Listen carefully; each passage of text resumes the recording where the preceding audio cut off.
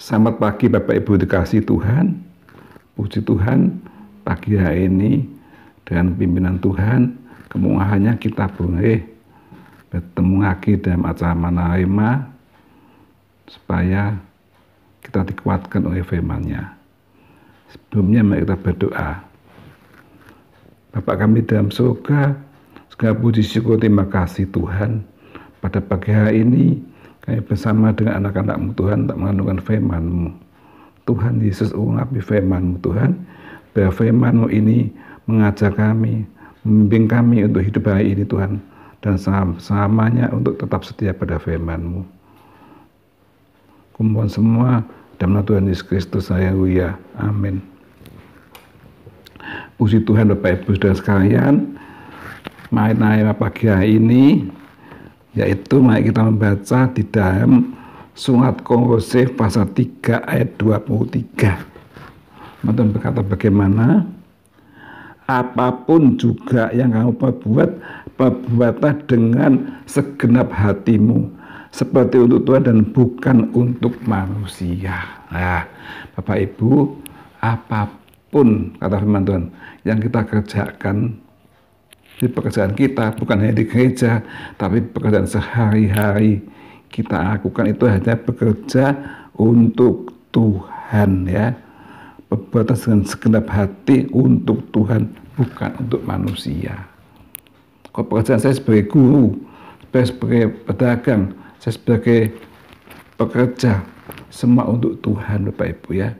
Jadi kita bekerja penuh tanggung jawab, ya. Saudara, jadi kita bekerja biarpun dilihat orang atau tidak dilihat orang, kita tetap bekerja dengan sungguh-sungguh dan benar. Karena kita tahu bahwa mata Tuhan yang selalu melihat kita, ya. Pada umumnya manusia kok bekerja, apalagi pegawai itu, kalau ada bosnya dia tidak bekerja main seenaknya, tapi kalau bosnya datang, oh buat dia bekerja. Itu tidak untuk Tuhan, itu hanya untuk mengelabui mata manusia. Tapi Tuhan berkata, hendak bekerja untuk Tuhan dengan segenap hati. Jadi apa Bapak kerjakan, apa yang Tuhan tugaskan sebagai guru, sebagai pedagang, sebagai pekerja rumah sakit, sebagai pelayan Tuhan, kerjakan dengan sungguh-sungguh dan segenap hati. Itu yang dinamakan integritas. Integritas itu bekerja dengan sungguh-sungguh. Biar dilihat orang, tidak dilihat orang, tetap bekerja dengan sepenuh hati. Tuhan Yesus memberikan perumpamaan di dalam Matius pasal 25, ya. Perumpamaan tentang talenta.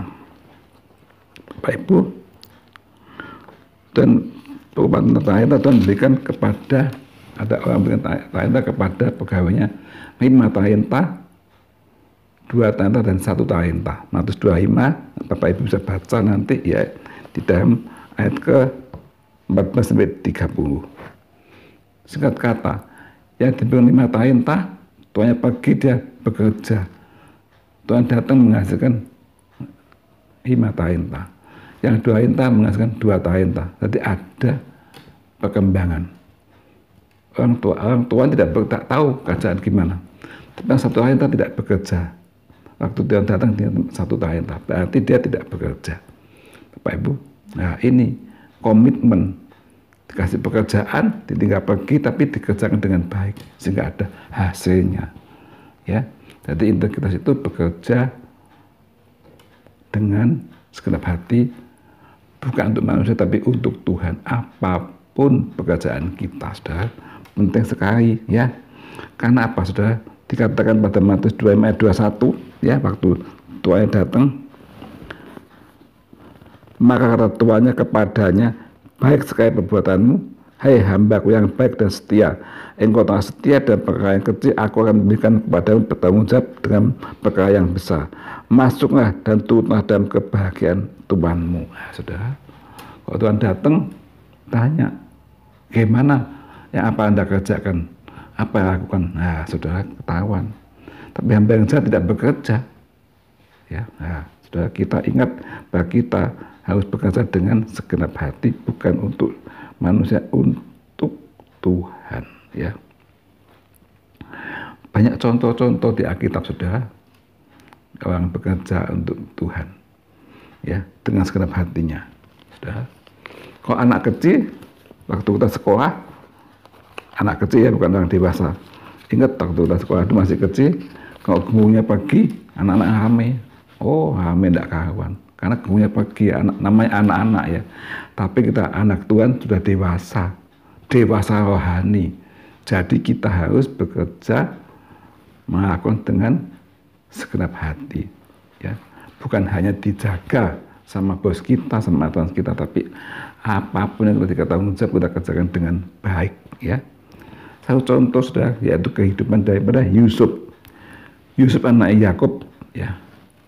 Dia dijual saudara-saudaranya sampai ke Mesir, ya.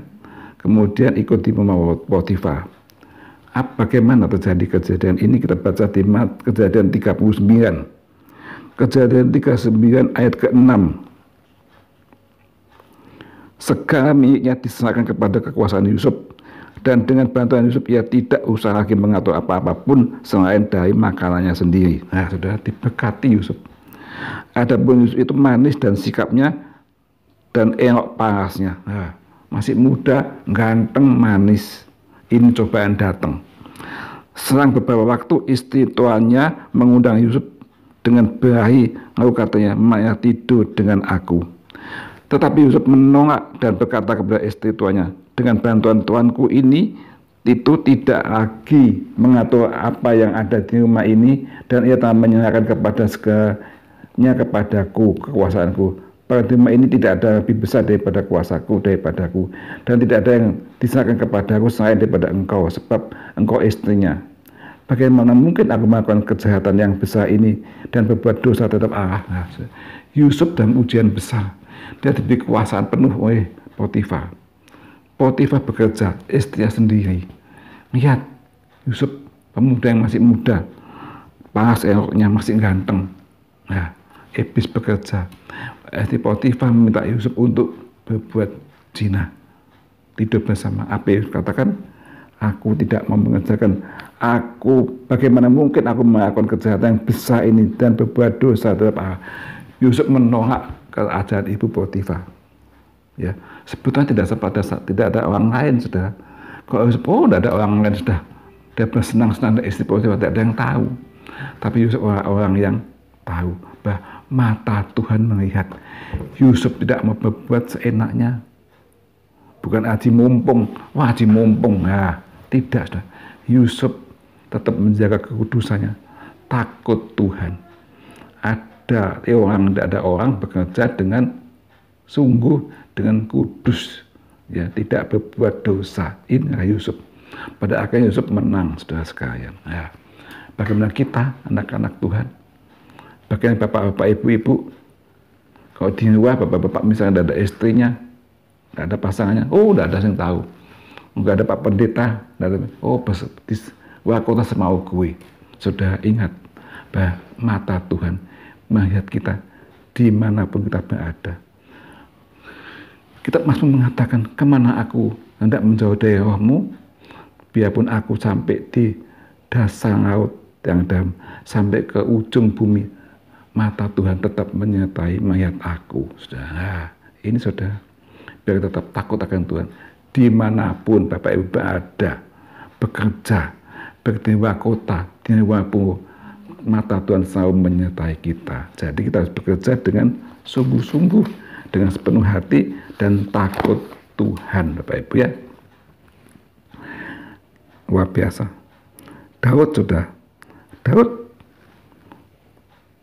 melakukan apa? Perang menghadapi Goliat. Tapi Daud bekerja bagaimana? Dia tidak bersendiri, tapi dia dengan nama Tuhan, ya. Mari kita baca di dalam 1 Samuel.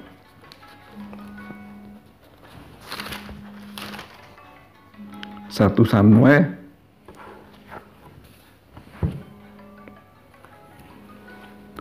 Samuel pasal 16 ayat 11.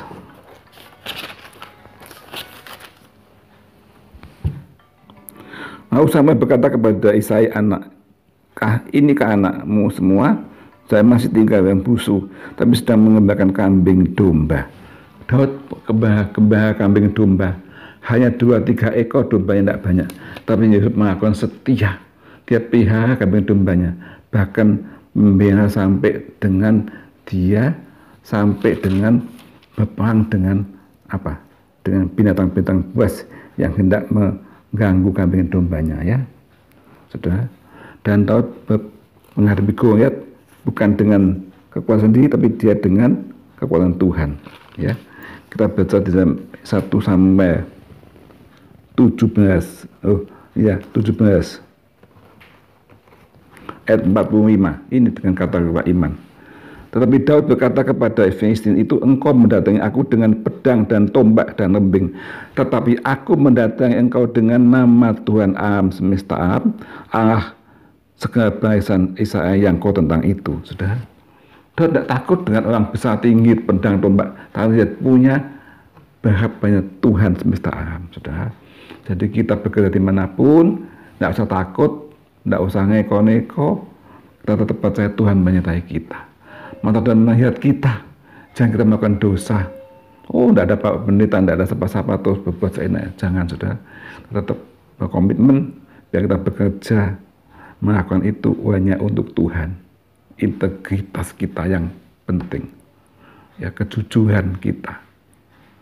Kalau Tuhan melihat hati yang jujur, apa yang dikerjakan pasti berhasil, ya, saudara. Jadi ingat, setelah ini harus kita hidup dengan integritas yang benar pada Tuhan. Apa yang kita lakukan, pekerjaan sekuler, tapi semua untuk Tuhan. Jangan dengan mulut yang berdusta, dengan yang merayu-rayu, gombalan yang tidak benar kata-katanya, tapi kita bekerja dengan jujur dan baik, dan nama Tuhan dipermuliakan. Terima kasih sekali firman Tuhan dan berkati kepada sekalian. Mari kita berdoa. Bapa kami dalam surga, terima kasih Tuhan buat firman pada hari ini. Ajarkanlah kami anak-Mu Tuhan berhidup dengan kejujuran, hidup dengan integritas kepada Tuhan. Apa yang kami kerjakan Tuhan, biar kami menjaga kekudusan, kejujuran, dan bekerja dengan segenap hati. Karena Tuhan percaya memberkati anak-Mu yang mendengarkan firman Tuhan pada pagi hari ini, biar anak hidup dengan komitmen integritas yang baik kepada Tuhan dan sesama manusia. Berkati bangsa Indonesia Tuhan, jauhkan dari segala pandemi ini, berkati semua umat-Mu, berkati penuah kami, penatua kami, Pak Yonan, Pak Sewi, bungkus dengan darah Tuhan Yesus.